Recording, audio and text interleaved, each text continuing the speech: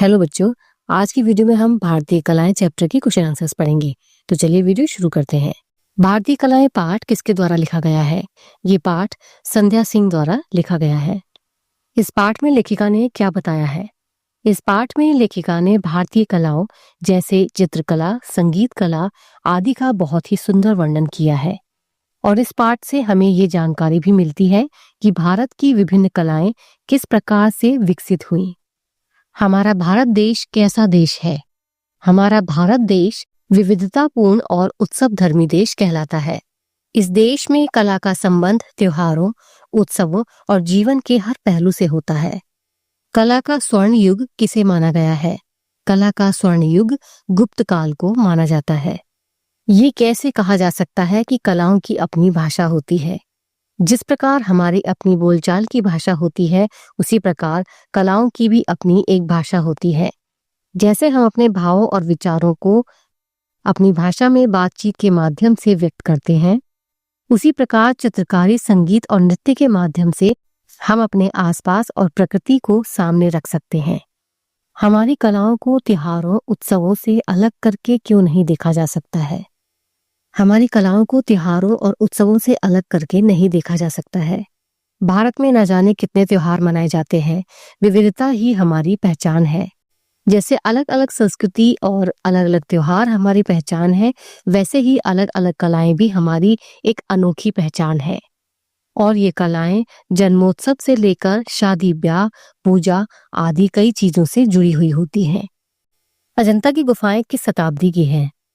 अजंता की गुफाएं 4वीं से 6वीं शताब्दी के बीच गुप्त साम्राज्य के शासनकाल के दौर में बनाई गई थी। इन गुफाओं पर बौद्ध भिक्षुओं ने अपनी कला का प्रदर्शन भी किया था। चित्रकारी को प्राचीन काल से ही हमारे जीवन का अभिन्न अंग क्यों माना गया है? जब हम भाषा नहीं जानते थे तब भी चित्रकारी थी, और यही चित्रकारी अपनी बात को दूसरे के सामने रखने का एक माध्यम थी।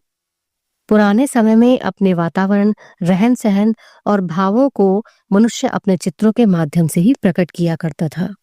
सबसे पुराने चित्र किन्हें माना गया है?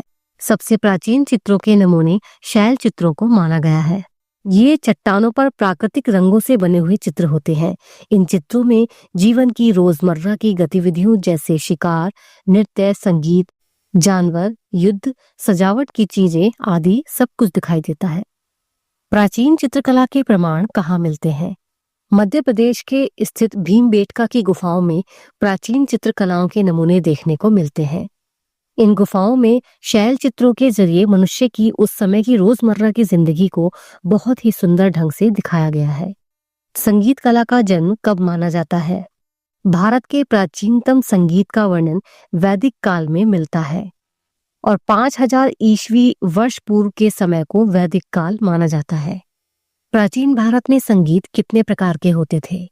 पहले के समय में संगीत 2 प्रकार के होते थे, एक मार्गी और दूसरा देसी।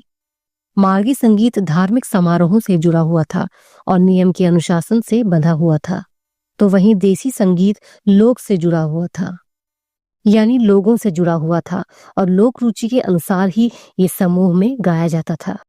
भारतीय कला का जुड़ाव प्रकृति से है और इसके कई प्रमाण मिलते हैं, जैसे वीणा, जल तरंग, रवाब, दोतार या बांसुरी, जिन्हें सुनकर हम इसे समझ सकते हैं। इस अद्भुत विशेषता के कारण यहाँ की कला सबसे अलग है। लघु चित्र कितने प्रकार के होते हैं? लघु चित्र 2 प्रकार के होते हैं, स्थायी और अस्थायी कला। स्थायी कला वो होती है जो कपड़ों, किताबों, लकड़ी या कागज पर किए जाते हैं, जिनमें आंध्र प्रदेश और छत्तीसगढ़ की कलमकारी, पंजाब की फुलकारी और महाराष्ट्र की वर्ली प्रसिद्ध है। इसमें प्राकृतिक सामग्रियों का उपयोग किया जाता है।